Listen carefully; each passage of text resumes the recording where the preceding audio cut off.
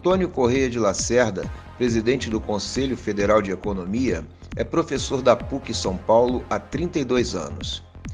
Nesta entrevista ao AEPET TV, ele chama a atenção para o desastre que tem sido para o Brasil a idolatria ao mercado financeiro e suas políticas macroeconômicas, que restringem o investimento público em detrimento de um projeto nacional de desenvolvimento, planejado a partir da interlocução com a sociedade. Crítico das privatizações, que têm produzido monopólios e oligopólios no país, o presidente do COFECOM vê a Petrobras capturada por interesses privados, que tem na chamada mídia hegemônica importante aliado para a formação da opinião pública. Apesar do desastre produzido pelo neoliberalismo, Lacerda pondera que o fenômeno da desglobalização pode ser uma oportunidade histórica para inverter a desindustrialização acelerada e precoce que submete o Brasil há décadas. O Brasil deve usar sua experiência passada para construir o futuro e precisa ter empresas como a Petrobras e Eletrobras como aliadas. A privatização dessas estatais seria algo trágico para o país, afirma o economista. O desempenho de nossa economia tem sido pífio na comparação com nossos vizinhos, com os BRICS e também com os demais países em desenvolvimento. O governo tenta culpar a pandemia e administrações anteriores. Este é um argumento ainda válido? Na verdade, né? Antes da pandemia, o Brasil já vinha crescendo muito pouco, né? Se a gente lembrar que 2017 a 2019, o crescimento econômico foi pífio, né? Foi muito pequeno, pouco mais de 1% ao ano, né? Ao contrário do que preconizavam os artífices da política econômica, tanto do Temer como depois do Bolsonaro, né? O que caracteriza esses dois governos, do ponto de vista da política econômica, é uma fé exacerbada no mercado, né? De que o mercado resolve tudo. É claro que o mercado é importante, mas sem uma política econômica favorável ao crescimento, nós não temos, evidentemente, essa possibilidade, né? Então, depois veio a pandemia, 2020, 2021, o baque foi muito grande, mas também por falhas de administração, né? O enfrentamento da pandemia por parte do governo federal foi catastrófico, né? Um negacionismo, uma falta de articulação entre os demais poderes, também com os entes subnacionais, né? Governadores e municípios, né? E isso, evidentemente, também trouxe um prejuízo enorme. Nós estamos caminhando para 700 mil vítimas fatais, né, da Covid, e todas as sequelas, e todos aqueles que perderam entes queridos, etc., né? E também a subnotificação, que a gente sabe que é muito grande. E do ponto de vista da administração, você teve aí erros que eu considero como trágicos, né? Por exemplo, essa simplificação que foi feita no início do governo, sob o argumento da racionalização. Você juntou o antigo Ministério da Fazenda com o Planejamento e Indústria e Comércio, né? Também tinha agregado emprego e trabalho, e por razões políticas, recentemente foi desmembrado. Na verdade, o que você fez, você foi extinguir as funções de planejamento, de política industrial, de tudo aquilo que representa a coordenação. Num hipotético Ministério da Economia, mas que tem muito pouco de economia, ou é uma visão pequena da economia, né? Que acha que é só cuidar das políticas de estabilização. Aliás, cuida muito mal, né? Por exemplo, a política cambial também é muito passiva no Brasil, né? Política monetária excessivamente centrada na elevação de juros, nós estamos num novo ciclo de elevação de taxa de juros. Então, tudo isso, quer dizer, a falta de um projeto nacional, a falta da visão de planejamento, a falta de interlocução com os trabalhadores, empresários, com as entidades representativas da sociedade, torna tudo muito restritivo, né? E o resultado é um crescimento econômico pífio, né? E a gente sabe que crescimento econômico não é tudo, mas um país com as desigualdades brasileiras, as carências brasileiras, sem crescimento, evidentemente, agrava o desemprego. Nós já estamos com 28 milhões de pessoas fora do mercado de trabalho. Se nós juntarmos os desempregados com os desalentados, que são aqueles que desistiram de procurar emprego, e ainda aqueles subocupados, né, nós temos um quarto da população economicamente ativa fora do mercado de trabalho. E estando fora do mercado de trabalho, eles estão também fora do mercado de consumo. Ou seja, nenhuma via capitalista se viabiliza no Brasil, não é? Diante de tamanha redução de pessoas ocupadas e também com a queda da renda que tem ocorrido.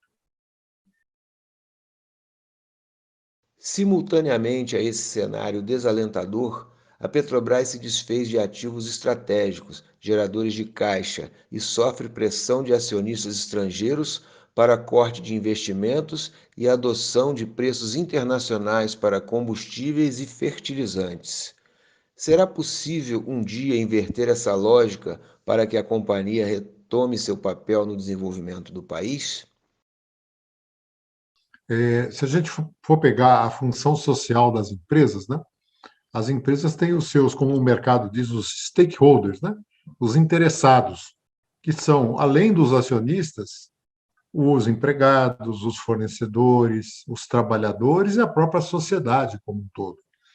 E a política de paridade de preço internacional atende a um dos interessados, que é o acionista. Né? O acionista é amplamente privilegiado, com uma distribuição farta de lucros e dividendos, mas para a matriz de custos do Brasil, isso é terrível para as empresas e para os consumidores, porque, além do impacto direto do custo de vida, né, sobre o gás de cozinha, sobre o combustível, também há um impacto indireto, né, sobre os alimentos, não só porque os alimentos são transportados por via rodoviária, mas também com alguns dos braços da Petrobras atuam também em fertilizantes, e a gente teve uma perda grande agora, né, com todo esse processo. Quer dizer, isso revela uma grande falta de estratégia, né, uma visão de política industrial que utilize o petróleo como um elemento de desenvolvimento, né? Aliás, o Brasil, nesse sentido, é privilegiado, porque ele pode, na transição energética, tanto se valer do combustível fóssil, como também das energias renováveis, né? Dessa transição que terá que ser feita no mundo todo. E o Brasil, a gente sabe que tem um grande potencial de energia renovável. E a guerra da Rússia e Ucrânia, e agora o lockdown devido à Covid na China, denota a necessidade de um reposicionamento brasileiro frente às cadeias internacionais de suprimentos, né? Porque a política econômica adotada desde os anos 90, ela tem uma linha com um interregno ali, talvez no governo Lula, uma parte do governo Dilma, apostou muito na globalização, né? Na abertura da economia para suprir as necessidades domésticas. Só que nós sabemos que hoje em dia não basta só ter recursos para pagar. Mesmo pagando antecipado, muitas vezes você não recebe mercadoria. Aliás, o Brasil vivenciou isso no início da pandemia, né? O Brasil precisava até de equipamentos de proteção individual básicos que deixaram de ser produzidos aqui, como luvas, gorros, respiradores, etc. E teve esse infortúnio, né, de ter recursos, fazer o pagamento antecipado, mas não receber o produto em tempo hábil, né? Atualmente, o Brasil, além desses problemas nos fertilizantes, também enfrenta o problema com os IFAs, né, que são os componentes aí, os princípio ativo de vários medicamentos, inclusive de doenças crônicas, né? E também microprocessadores, afetando grande parte da indústria de eletroeletrônicos, a indústria automotiva, né? Então, nós temos que repensar e reverter a desindustrialização brasileira, que é um mal terrível, né? E que chegou precocemente ao Brasil, para um processo de reindustrialização, incorporando a transição para a economia digital, para a economia verde, né? E fazendo da indústria um gerador de valor agregado, emprego, renda, tributos, né? É isso que pode garantir essa necessidade. Não tenho a mínima esperança que isso ocorra no atual governo, que, como disse, a visão deles é contrária a tudo isso, né? É uma visão ultraliberal, absolutamente defasada, inclusive em termos de práticas internacionais e na boa literatura. Mas eu espero que o próximo governo tenha incorpore, né, todos esses elementos, até aproveitando as boas práticas, né? Porque você vê hoje que Estados Unidos, Alemanha, para não dizer China e Coreia do Sul, têm políticas industriais muito claras, né? Como elementos de propulsão do desenvolvimento.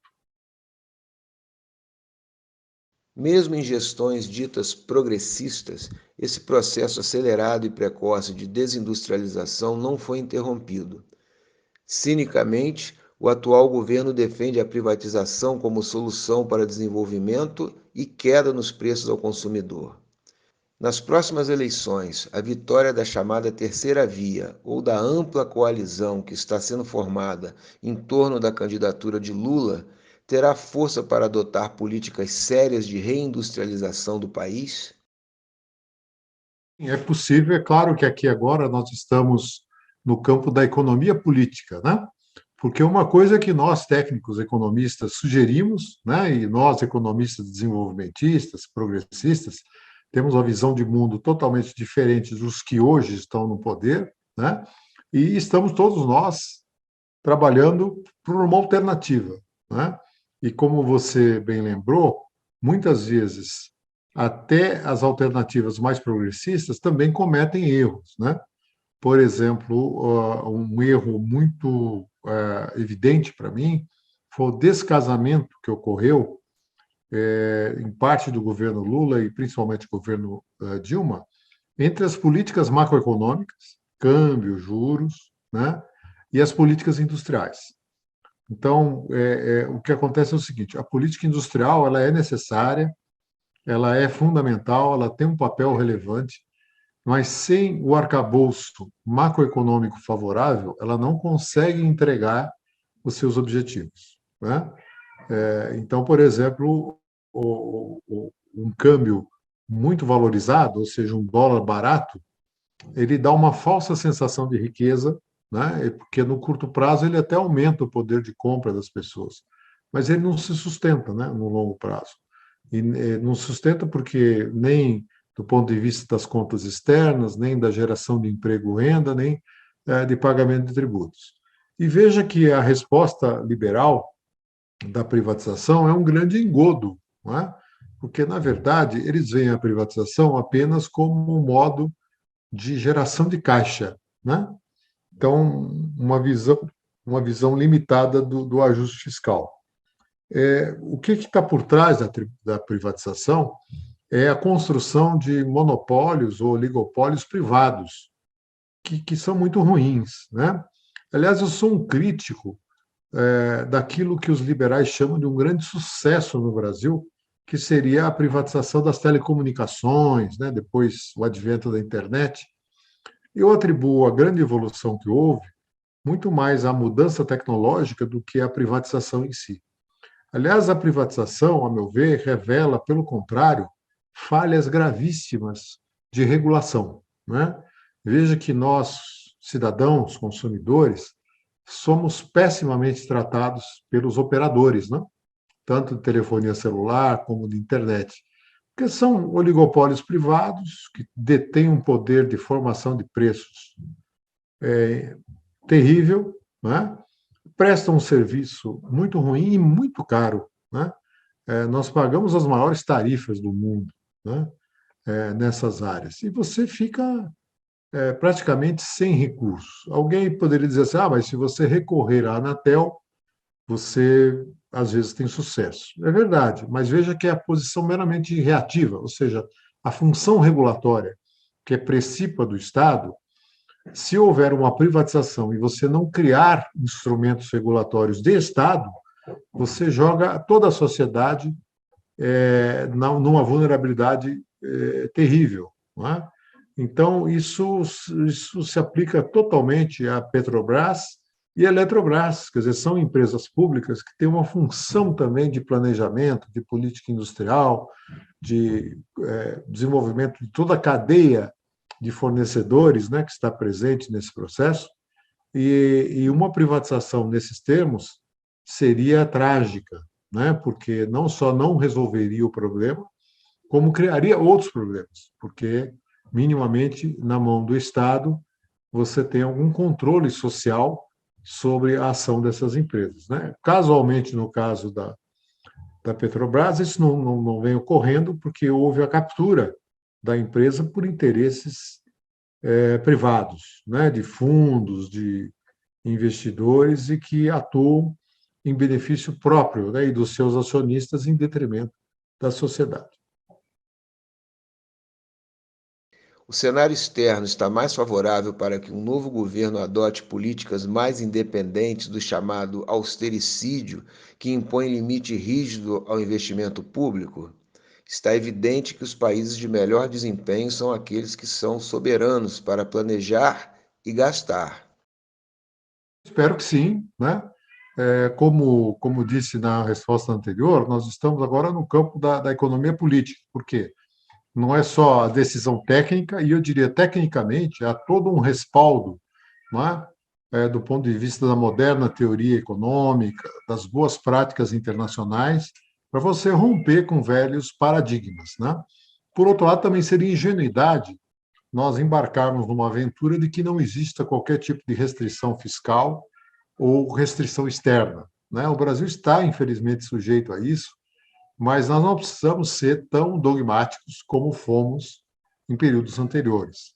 Então, a solução estaria em abrir alternativas dentro do arcabouço que tem dado. A gente sabe que a financiarização dominou a política econômica brasileira, né? E dominou a opinião pública brasileira. Né? Hoje, quem forma a opinião não somos nós, economistas independentes, né? Ou economistas ligados ao setor produtivo, direto ou indiretamente. São dominados pelo setor financeiro. Né? E o setor financeiro se equipa muito bem, consegue atrair os melhores profissionais. Eu sou professor na PUC de São Paulo, né, de economia, na graduação e no mestrado, há 32 anos. Né? E eu te diria que, ao longo desse período, 80% dos 20% melhores alunos, né, do corte principal de qualidade, foram atraídos pelo mercado financeiro. Nós temos lá um curso crítico, um curso de economia política, que tem uma visão crítica, mas não dá para brigar com o mercado. Na hora das oportunidades de trabalho, é o mercado de trabalho do setor financeiro que consegue atrair as melhores cabeças. E com isso eles produzem boas análises, tecnicamente falando, mas evidentemente com um viés financeiro, né? Que é muito restrito, na verdade. Né? Na verdade, falta ao setor produtivo um equilíbrio maior, não só na produção do conhecimento, né? E na disseminação dessas análises, de forma que a mídia tivesse também mais alternativas, partindo do princípio que a grande mídia também quisesse esse contraponto. Às vezes eu tenho a impressão que não quer esse contraponto, né? Porque fica restrita. Então, ela vai falar sobre discutir política industrial, ela vai ouvir o mercado financeiro sobre política industrial, né? Vai discutir desenvolvimento, é a visão do mercado financeiro sobre desenvolvimento. Quando não é o mercado financeiro, são aquelas linhas teóricas que respaldam as teses vigentes no mercado financeiro. Então, é claro que é um desafio enorme, né? Porque nós vamos ter que abrir espaço, e não é só na política econômica em si, na formação de opinião, né? Porque há uma pressão enorme para quem faz a política econômica para seguir esses ditames. E a gente sabe que existem aí os mais variados tipos de interesses, né? a julgar pela relação que há entre ocupantes, ora no governo, ora na iniciativa privada, especialmente no setor financeiro, ocupando postos de destaque, né? Então, isso sugeriria que, enquanto ocupando cargos no governo, muitos preferem agradar ao mercado do que servir ao país, vamos chamar assim, porque sabe que saindo de lá ele vai ter uma carreira promissora no setor privado. Então, veja, isso tudo que nós estamos falando não é nada fácil de ser corrigido e nem em curto prazo, mas precisa ser enfrentado.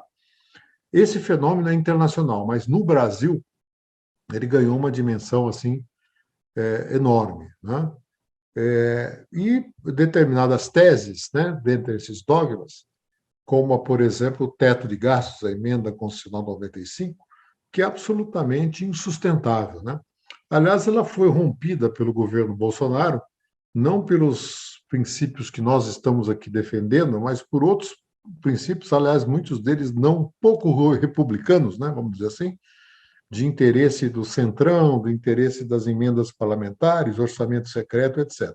Mas o fato é que, a despeito desse rompimento, a emenda constitucional 95 é sustentável, né? Na prática, no Brasil, o efeito da emenda constitucional 95 foi restringir o investimento público. O investimento público, que era de 4% do PIB, na média dos últimos 4 anos, até 2017, ou melhor, até 2016, a partir de 2017, quando ela foi instituída, caiu a metade. Quer dizer, o investimento que era 4% do PIB, investimento público, caiu a 2% do PIB, e que é absolutamente insuficiente. Por quê? Porque o executivo, diante da pressão pelos gastos correntes, e como ele não tem obrigação de investir, né? Ou seja, o nosso orçamento não é impositivo, e eu diria que talvez até em alguns casos seja bom que não seja impositivo, ou seja, o executivo não é obrigado a executar o orçamento, ao contrário do que ocorre em alguns países, o investimento paga a conta, porque não há uma pressão da sociedade por investimentos, então quem vai pagar a conta é a infraestrutura, a educação, saúde, ciência e tecnologia, né? O efeito só não é mais grave porque você tem algumas vinculações, né, que foram instituídas na Constituição de 88 e posteriormente, que garante, por exemplo, algum recurso para o SUS, algum recurso para a educação. Mas, por exemplo, o investimento em infraestrutura é muito baixo, né? De novo, a aposta dos governos mais recentes, de Temer a Bolsonaro, é no setor privado. Mas o próprio setor privado reconhece que sem investimento público você não consegue viabilizar a ampliação do investimento privado. Quer dizer, ambos caminham conjuntamente. Não é Estado ou mercado, é Estado e mercado. Que papel o Brasil poderia ter em um mundo ainda utópico, menos ligado à indústria armamentista, que aproveite parte da riqueza financeira para a indução de um desenvolvimento equilibrado, com ênfase na indústria 4.0? Primeiro, pela circunstância, porque o mundo hoje virou, né? Virou e a gente está assistindo a um processo do que alguns têm chamado de desglobalização, que é a volta para a economia doméstica, né? De você incentivar a produção doméstica sem se desvincular, claro, das ligações que você tem que ter com o mundo exterior, já que isso é irreversível sob alguns aspectos. Mas o item-chave aí é a segurança de fornecimento, né? Que a pandemia e, mais recentemente, as guerras escancararam essa necessidade. Segundo, que muitos países, inclusive considerados desenvolvidos, como Estados Unidos, Alemanha, Japão, têm adotado, mais recentemente, várias restrições, né? À entrada de capital estrangeiro, à entrada de produtos estrangeiros e, sobretudo, incrementando o valor agregado, né? E terceiro, o fato do Brasil estar vivenciando uma transição também política, né? Então, seria a oportunidade de você utilizar todos os elementos possíveis para reindustrializar o Brasil em novas bases, né, na transição para a economia digital, na transição para a economia verde, da sustentabilidade, né, porque o Brasil conta não só com o maior parque industrial da América Latina, é uma contradição, porque nós acabamos de dizer que o Brasil vive um processo de desindustrialização. Mas a situação é tão frágil do ponto de vista da América Latina que o Brasil ainda é a maior potência industrial. Então, quer dizer, existe um DNA industrial a ser desenvolvido, como você bem lembrou, não é repetir o passado, mas usar a experiência passada para construir o futuro. Não é? E isso vai ter que contar, evidentemente, com a atração de investimento direto estrangeiro, sim, em várias áreas. Nós citamos já uma que nós temos uma enorme vulnerabilidade, ou duas, que são os componentes fármacos químicos, né? Os IFAs para a produção de medicamentos, e os microprocessadores, os chips para a indústria. Evidentemente que você não consegue desenvolver uma cadeia totalmente nacional, você vai ter que ter elos com o capital estrangeiro, né, produtivo. E o Brasil também é muito bem sucedido nisso. Nós temos aqui as maiores transnacionais mundiais com plantas no Brasil e outras que poderão ser atraídas dentro de um projeto que abarque aí os desafios da nanotecnologia, da robótica, né, da indústria verde, de todos esses elementos que estão em jogo hoje na economia global. Que papel estaria reservado para a Petrobras nesse novo contexto histórico? Eu vejo a Petrobras como empresa pública, não vejo como a privatização seja a saída, até porque nós precisamos de transformar a Petrobras numa grande empresa energética sustentável, né, que faça a transição. E isso pressupõe uma política pública, e para a execução dessa política pública você precisa de duas grandes vertentes, que, a meu ver, são a Petrobras e a Eletrobras, né, que possam utilizar tudo isso. E nesse contexto, eu vejo que é possível, então, construir não só políticas industriais, mas um novo arcabouço de políticas macroeconômicas voltadas para o desenvolvimento, né? Porque hoje há essa contradição. As políticas macroeconômicas estão muito voltadas para o curto prazo, né? E isso tem limitado muito a nossa capacidade de expansão. Eu não vejo que falte conhecimento. Nós temos muitos bons conhecimentos, tanto na área técnica, né, engenheiros e outros técnicos que possam colaborar, e na área econômica também, economistas muito bem equipados.